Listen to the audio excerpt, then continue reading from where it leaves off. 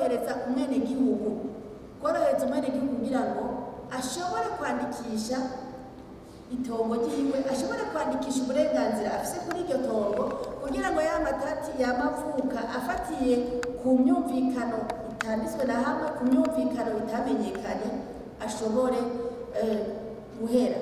Kandi na cyane cyane dukurikiza amategeko, dukurikiza ibiri muri code foncier twebwe nyine twiyemereje nk'abenegihugu biciye muri amashinga amategeko n'amateka, kugira ngo tureke kuza turakorera mu bintu bidakurikijwe amategeko. Uno munsi rero twifuza yuko bodufasha kugira ngo ibintu birengane, abenegihugu tuborohereze mu